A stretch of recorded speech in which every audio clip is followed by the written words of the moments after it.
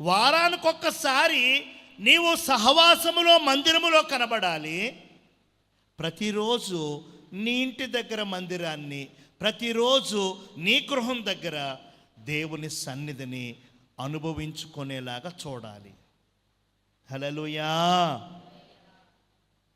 వారానికొకసారి మనందరము దేవుని సన్నిధిలో, ప్రతిరోజు మన ఇంట్లో మనము దేవుని సన్నిధిగా. పౌలయ్య గారు కొరింథీయులకు రాస్తే ఏమన్నారు? మనమే జీవము గల దేవుని ఆలయం. ఆలయం అంటే మనం ఇది అనుకుంటున్నాం. దేవుడు ఏమనుకుంటున్నాడంటే, మీరే నా మందిరం, మీరే నా సన్నిధి, మీరే నా ఆలయం అంటున్నారు దేవుడు. హల్లెలూయా. ఆదివారము మనందరం ఒకసారి కలుసుకుంటాం. అయితే ప్రతిరోజు మన ఇంటి దగ్గర మనం సన్నిధిగా కూడుకోవాలి. మన ఇంటినే దేవునికి ఇల్లుగా మలుచుకోవాలి. మన గృహాన్నే దేవునికి ఆలయంగా, మందిరంగా మనం చేసుకోవాలి. దేవునికి స్తోత్రం. మరి చాలా గృహాల్లో ప్రార్థన లేదు, చాలా గృహాల్లో వాక్య ధ్యానం లేదు, చాలా గృహాల్లో రోజంతా టీవీ, రోజంతా సెల్ ఫోన్, రోజంతా నిద్రపోవడం, రోజంతా కబుర్లు, రోజంతా పేలు చూసుకోవడం, రోజంతా కూడా వాళ్ళ గురించి వీళ్ళ గురించి మాట్లాడుకుంటూ ఉండడం. రోజంతా ఇంతే. వంటలు వండుకోవడం, వార్చుకోవడం, తినడం, ఇంక ఇదే పని. దేవునికి స్తోత్రం. వండుకోకూడదు, పని చేసుకోకూడదని కాదండి. హల్లెలూయా. ఆశీర్వాదము నీ ఇంటిని, ఆశీర్వాదము నీ కుటుంబాన్ని వరించాలి అని అంటే నీవు ఈ పనిని నిర్లక్ష్యం చేయకూడదు సుమి. వారానికి ఒకసారి మందిరానికి వస్తావు, కరెక్టే. ప్రతిరోజు నీ ఇంటిని దేవునికి మందిరంగా, ఆరాధన కేంద్రంగా మలుస్తున్నావా? అలా మలిసినట్లయితే దేవుని ఆశీర్వాదం ఖచ్చితంగా నీ ఇంటిని, నీ కుటుంబాన్ని విడిచిపెట్టదు. దేవునికి స్తోత్రం. మూడవదిగా దేవుడు మనకిచ్చిన దాంట్లో, అది వ్యాపారంలోనైనా, ఉద్యోగంలోనైనా, కూలి పనిలోనైనా, దేంట్లోనైనా సరే దేవుని వంతు దేవునికి ఇవ్వాలి. ఏమండి, 10 రూపాయల్లో 1 రూపాయి దేవునిది. ఆ రూపాయి తీసేస్తే 10లో 1 రూపాయి వెళ్ళిపోతే 9 ఉంటుంది. అయ్యో, 10 రూపాయల్లో 1 రూపాయి తీసేస్తే 9 అయిపోతుంది అని మనకి బాధ, కాస్త అమ్మో అనేటువంటి కొంచెం అనిపిస్తుంది. కానీ అది ఎవరి కోసం తీసావు, అది ఎవరి కోసం పక్కకు పెట్టావు, అది ఆలోచిస్తే అది నీ దేవుని కోసం. దేవునికి స్తోత్రం చెప్పండి. పాస్టర్ గారికి అని పెడుతున్నారు, లేకపోతే సంఘానికి అని అనుకుంటున్నారు, లేకపోతే అన్నయ్యకి ఇవ్వాలి, అక్కకి ఇవ్వాలి అనుకుంటున్నారు. కానీ ఇది దేవుని భాగము. ఏమండి, అది దేవుని భాగము, అది దేవుని భాగం. అది అంటే దేవుని భాగము అంటే నువ్వు ఇచ్చేసేది కాదు. ఆల్రెడీ కోరుకున్నాడు, బాబు 10వ భాగం నాది అన్నాడు. చెప్పండి, 10వ భాగము నాది అన్న. ఆయన భాగాన్ని పక్కకు పెట్టి నీవు మందిరానికి వచ్చినప్పుడు ఆయన భాగాన్ని తీసుకొచ్చేస్తున్నావు అంతే. ఎక్స్ట్రా ఏమీ లేదు ఇక్కడ. దేవునికి స్తోత్రం. ఈ ఆర్థిక విషయాల గురించి చెప్పటము రాదు మాకు. ఈ ఆర్థిక విషయాల గురించి ఏమండి సరిగ్గా మాట్లాడటం, విశ్లేషించటం కూడా తెలియదు. దేవునికి స్తోత్రం. మొన్న మీటింగ్స్లో 1-2 సార్లు కవర్లు అన్నాను. ఒక పెద్ద మనిషి, ఏంటి అయ్యగారు అత్తమాను కవర్లు అంటున్నారు అన్నారు. మళ్ళీ అది ఆ సేవిని పడి ఈ సేవిని మళ్ళీ నాకే వచ్చింది. అడగకపోతే అడగలేదన్నారు. అంతకుముందు ఎప్పుడు అడుగుతలేదు ఏంటంటే పాస్టర్ గారు మీరు అన్నారు. మనకు రాక బాబు అన్నాం. మొన్న ఏదో ట్రైనింగ్ అయ్యి మొత్తానికి కంటతా పెట్టించుకుని మొత్తానికి ఇచ్చేవాళ్ళు ఇయ్యండమ్మా కవర్లు ఇచ్చారు. చర్చోళ్ళు కాదని అన్నానా? చర్చోళ్ళు తీసుకోవద్దు, బయట వారైతే గనక ఇవ్వాలనిపిస్తే గనక ఇవ్వండి అన్నా. ఓ సంఘ పెద్ద గారు కొంతమందితో అన్నారంట, ఏంటి అయ్యగారు అత్తమాను కానుకలు కానుకలు కానుకలు అన్నారు. మళ్ళా మా సేవకి వచ్చేస్తే మరి పెద్ద సేవలు కదా. అంతకుముందేమో మీరు అడక్కే ఎవరు ఇవ్వట్లేదు అన్నారు, ఇప్పుడేమో అతమాను అడుగుతున్నారని. ఇప్పుడు ఏం చెయ్యాలి? దేవునికి స్తోత్రం. ఈ అడగటం గురించి పెద్ద తెలియదు. ఈ అడగటంలో కూడా చాలా చాలా మెలకువలు ఉన్నాయి, కానీ అవి ఏమీ మాకు రావు. నేర్చుకునే ప్రయత్నం కూడా లేదు. దేవునికి స్తోత్రం. మనసు విప్పి ఇలా చాలా ఖర్చు ఉంది, ప్రార్థన చేయండి, ప్రభు మిమ్మల్ని ప్రేరేపించిన కొలది ఇవ్వండి, దేవుని పని అంట. మా విషయంలో వ్యక్తిగతంగా కూడా ఆర్థికంగా చాలా తర్జన భర్జనలు పడుతున్నాం.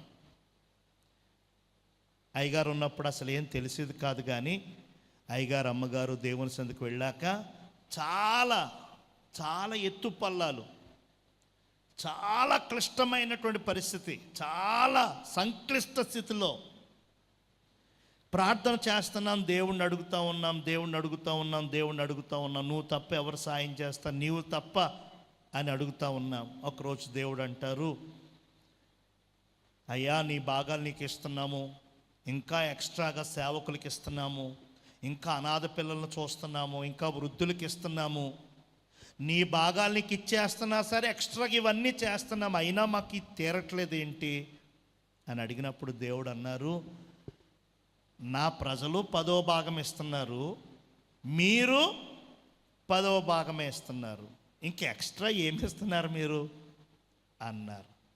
నా భాగాలు నాకు ఇస్తున్నారు మీరు. చెప్పండి ఏమన్నారు దేవుడు?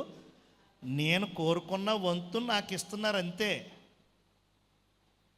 మీరు ఎక్స్ట్రా ఏమిస్తున్నారు అన్నప్పుడు బల్బు వెలిగింది. అమ్మో నిజమే కదా, నిజమే కదా, ఎక్స్ట్రా ఏమిస్తున్నాం మేము అనుకుని ఆలోచించి ప్రార్థన చేసుకుని మరలా మాట్లాడుకుని ఈసారి నుంచి 20% దేవునికి ఇచ్చేద్దాం, 10% ఇచ్చి మిగిలినటువంటి ఆ ధనాన్ని సరిపెట్టుకోలేక చాలా ఇబ్బందులు పడుతూ తర్జన భర్జన పడుతున్న సమయంలో దేవుడికి మాట ఇచ్చేసాం, అయ్యా ఈ నెల నుంచి మేము మీకోసం 20%. దేవునికి స్తోత్రం. 10% ఇచ్చినప్పుడు ప్రతి నెల ఒక 20,000 తక్కువ అవుతూ ఉండేది ఖర్చులకి, ఒక 15-20,000. ఎప్పుడైతే దేవుడు మమ్మల్ని ప్రేరేపించారు 20% ఇమ్మన్నారో ఆ 20% ఇవ్వడం ప్రారంభించాం. మాకు కొరత లేదు. దేవునికి స్తోత్రం. హల్లెలూయా. ఈరోజు నేను చెబుతున్నటువంటి మాట ఏంటంటే, దేవుని ఆశీర్వాదము ఎవరికి లభిస్తుంది అని అంటే, దేవుని భాగాలు దేవునికి ఇచ్చినటువంటి వారికి. హల్లెలూయా.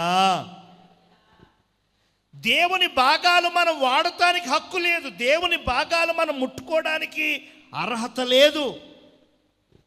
దేవుని భాగాలు దేవునికి కేటాయించి ఇంకా ఎక్స్ట్రాగా ప్రథమ ఫలం అన్నారు, ఇంకా ఎక్స్ట్రాగా మొక్కుబడి అన్నారు, ఇంకా ఎక్స్ట్రాగా కృతజ్ఞత కానుకన్నారు, ఇంకా స్వేచ్ఛార్పణ అన్నారు.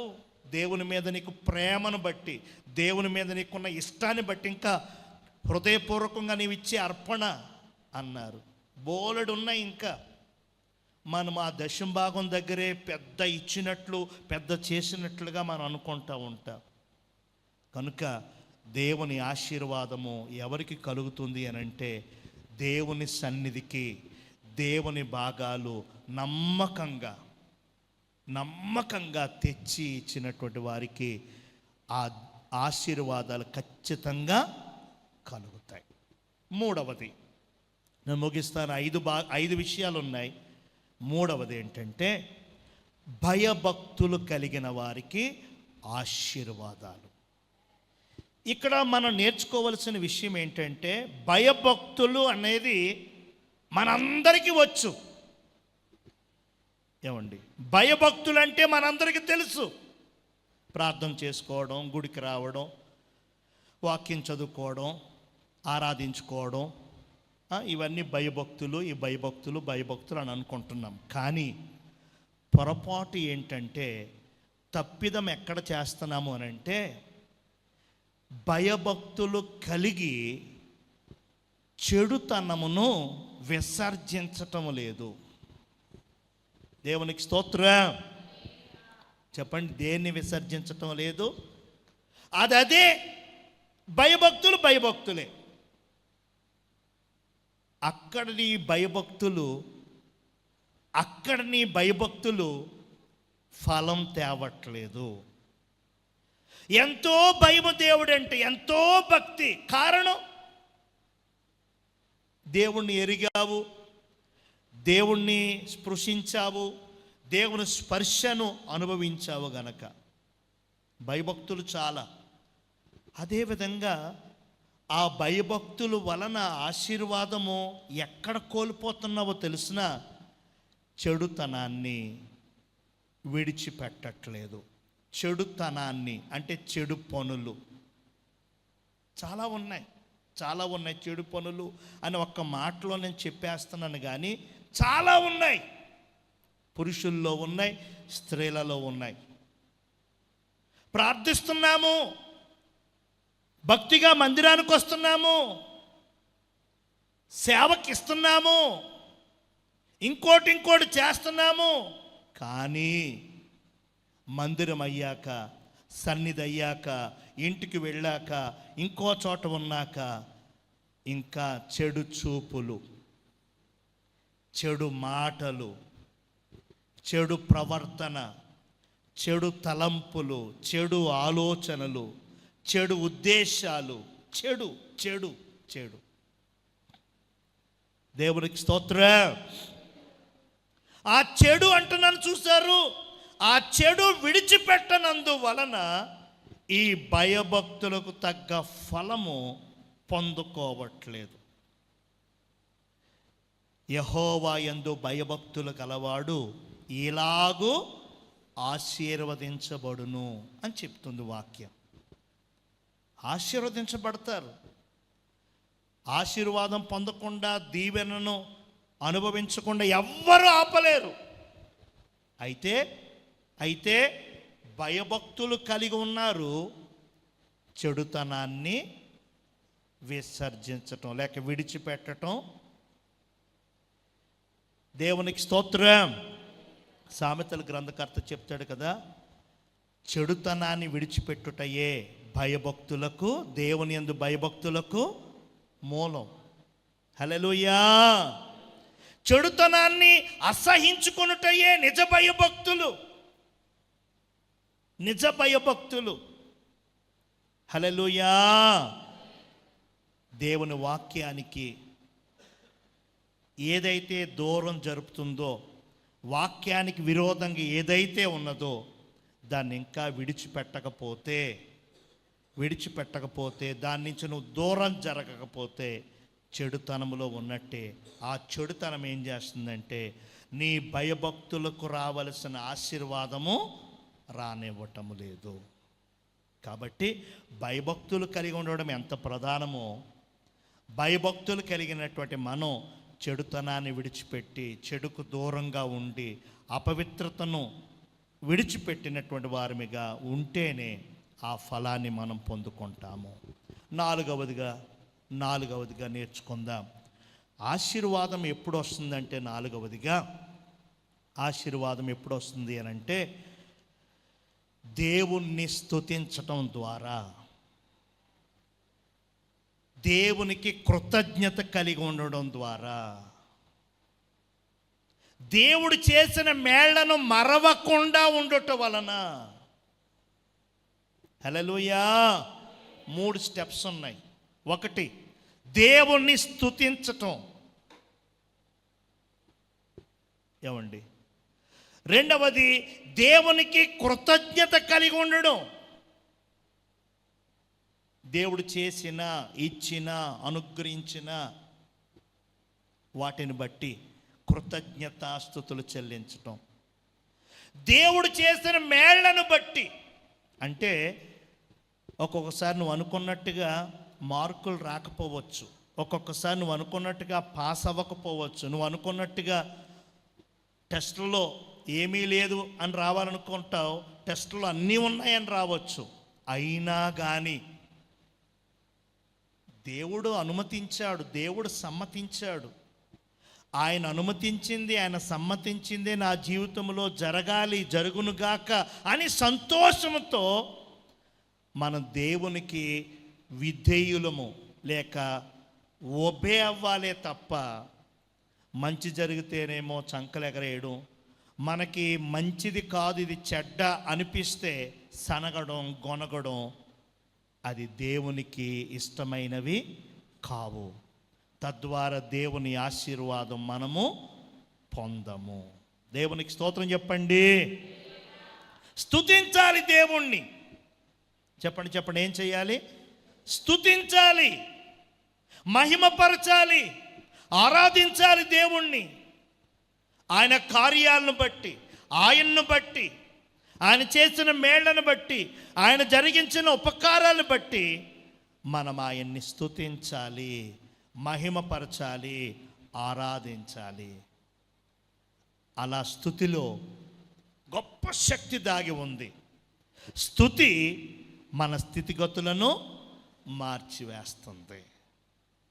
కొంతమంది చూడండి, ఎప్పుడు కూడా ఉసూరుమంటూ ఉంటారు, ఎప్పుడు కూడా దేవుడు చేసినవన్నీ మర్చిపోతారు. చేయలేని 1, 2 అట్టుకుని ఇంకేంటమ్మా, ఇంకెప్పుడమ్మా, ఇంకెలాగమ్మా. దేవునికి స్తోత్రం. సేవకుల మీద నిందలేస్తూ ఉంటారు. ఇలా వస్తున్నానండి అయ్యగారు, నా వెనకాల వచ్చిన వాళ్ళు తగ్గింది, నాకు తగ్గలేదు. మేము ఎప్పుడు చెప్తాం, ప్రార్థన చేయడం వరకే, ప్రార్థన చేయడం వరకే మా వంతు, కార్యాలు చేసేదే ఆయన. ఎవరికి చెయ్యాలి, ఎవరికి చెయ్యాలో ఆయన చేస్తాడు. హల్లెలూయా. మేము చేసేమంటే చేసాడు, వీరికి చెయ్యొద్దంటే ఆయనేమి ఆపేడు. మిమ్మల్ని ఆయన చూస్తున్నాడు. హల్లెలూయా. మేము పై రూపాలను చూస్తాం కానీ మీ హృదయాల్లో ఏమున్నాయి మాకేం తెలుసు? మీ మనస్సులో ఏ ఆలోచనలతో ఉన్నారో ఏం తెలుసు? ఇక్కడికి వచ్చారు కానీ దేని గురించి మీరు ఆలోచిస్తున్నారో, దేని గురించి మీరు, అవేం మాకు తెలియదు. పైకి మీరు కట్టుకున్న బట్టలు, మీరు వచ్చినటువంటి మీ స్థితిగతులు, ఎప్పుడు వచ్చారు, ఎక్కడ ఎలా వచ్చారు, ఎక్కడికి వచ్చున్నారు, ఎవరెవరు వచ్చారు, ఇవి మాత్రమే మేము చూడగలం. హల్లెలూయా. హృదయ అంతరంగాలు ఎరిగిన దేవుడు మన మధ్యలో ఉన్నాడు. ఆయన అందరిని ఎరిగినవాడు, అందరినీ చూచుచున్నాడు. నీ హృదయం కృతజ్ఞతతో ఉన్నదా? నీ మనస్సు ఆరాధించే మనస్సుగా ఉన్నదా? ఆయన చేసిన మేళ్లను బట్టి స్తుతిస్తూ మహిమపరుస్తూ ఉన్నావా? లేదా చేసిన వాటిని మరిచిపోయి, చేయలేని, జరగలేని వాటిని బట్టి సనుక్కుంటూ, గొణుక్కుంటూ, ప్రతిదానికి పొల్లలు, ప్రతిదానికి వంకలు, ప్రతిదానికి డొంకలు, ప్రతిదానికి దీర్ఘాలు, ప్రతిదానికి కన్నీరు, ప్రతిదానికి. కొంతమంది అనుకుంటారు ఏడ్చేస్తే పెద్ద ఏదో అనుకుంటారు. హల్లెలూయా. ఏడుపు పరిష్కారం కాదండి. దేవునికి స్తోత్రం. కాబట్టి కృతజ్ఞత హృదయంతో దేవుణ్ణి స్తుతించే, మహింపరిచే, దేవుణ్ణి ఆరాధించే మనస్సు ఎవరికైతే ఉంటుందో వారికి దేవుని ఆశీర్వాదం మెండుగా కలుగుతుంది. చివరిగా 5వదిగా, దేవుని ఆశీర్వాదము నీకు రావాలి అని అంటే ఇది చాలా క్లియర్ కట్గా ఉంటుంది, చాలా క్లిష్టమైనది కానీ తప్పదు, మనం అలవాటు చేసుకోవాలి. ఏంటంటే దేవుని ఆశీర్వాదం మనకు రావాలి అని అంటే పరిశుద్ధాత్మ దేవునితో మనం అనుసంధానమై ఉండాలి. దేవునికి స్తోత్రం. పరిశుద్ధాత్మ దేవుని నడిపింపుకు మనం అప్పగించుకోవాలి. ఆత్మ దేవునితో మనం ఎప్పుడు కనెక్షన్ కలిగి ఉండాలి. ఆత్మదేవుడు నడిపిస్తాడు, మాట్లాడతాడు, చూపిస్తాడు. ఆ ప్రకారంగా మనం మలుచుకోవాలి మన జీవితాన్ని. దేవునికి స్తోత్రం. పరిశుద్ధాత్మ దేవునితో అనుక్షణం ఆత్మలో జీవించటం మనం అలవాటు చేసుకోవాలి, నేర్చుకోవాలి. అలా అలవాటు చేసుకున్నప్పుడు, నేర్చుకున్నప్పుడు ఖచ్చితంగా దేవుని ఆశీర్వాదాన్ని మనం సొంతం చేసుకుంటాం. దేవునికి స్తోత్రం. హల్లెలూయా. నిశ్చయముగా దేవుడు తన ఆశీర్వాదాలతో మనం నింపుతాడు. ఆశీర్వాదాల్లో ఒక భాగము ఐశ్వర్యం. కేవలం మన దీవెనలు లేదా వస్తువులు, వాహనాలు, డబ్బులు, బట్టలు అనుకున్నామనుకో, అది కేవలం భౌతికమైన విషయాల వరకు మాత్రమే వచ్చి ఆగిపోతాయి. ఆ భౌతికమైన ధనం, భౌతికమైన వస్త్రాలు లేకపోతే ఇంకేదో అవసరాలు, వాహనాలు మనల్ని తృప్తిపరుస్తాయా, మనకు సమాధానాన్ని ఇస్తాయా, మనకు శాంతిని ఇస్తాయా అంటే ఇవ్వవండి. హల్లెలూయా. కనుక దేవుని ఆశీర్వాదాన్ని మనం కోరుకుందాం. చెప్పండి, దేవుని ఆశీర్వాదాన్ని మనం కోరుకుందాం. దేవుని ఆశీర్వాదం పొందుకోవడం కోసం 5 పనులు మరలా చెప్తున్నాను చూడండి. మొట్టమొదటిగా అడగాలి. చెప్పండి, మొట్టమొదటిగా అడగాలి, ప్రార్థించాలి, పట్టుదల, బ్రతిమలాడుకోవడం, మొర్ర పెట్టుకోవడం. ఆయన కాళ్ళు పట్టుకుని వదలట్లేదంటే యాకోబా రాత్రి. అదే ఏమండి, ఆఖరు అనుకున్నటువంటి ఆ రోజు మరలా గొప్పగా మార్చబడిపోయింది. ఆశీర్వాదం పొందుకున్నాడు. దేవునికి స్తోత్రం. రెండవదిగా దేవుని మందిరము, దేవుని సన్నిధి, సహవాసము ఎట్టి పరిస్థితుల్లో నిర్లక్ష్యం చేయకూడదు. ఏమండి, మందిరం అంటే చాలా ప్రత్యేకం, సన్నిధి అంటే చాలా విశిష్టమైనది. హల్లెలూయా. ఆత్మలో బలము, ఆత్మలో అభిషేకము, ఆత్మకు కావలసిన ప్రతి ఆశీర్వాదము కూడా సన్నిధిలో నుంచే బయలుదేరుతుంది. అలాంటి సన్నిధిని, మందిరాన్ని నిర్లక్ష్యం చేయకూడదు, లెక్కలేనితనంగా ఉండకూడదు, అజాగ్రత్తగా ఉండకూడదు. దేవుని సన్నిధికి వచ్చాక కూడా నిర్లక్ష్యంగా ఉండకూడదు. ఆశీర్వాదమైన శాపమైన మందిరములోనే అననీయ సప్పీరాలు ఏం చేశారు? ఆస్తి అంతా అమ్మారు, దేవునికి ఇచ్చారు. కానీ మందిరములోనే ఒకరి తర్వాత ఒకరు పడి చచ్చిపోయారు. కారణం ఏంటి? దేవుని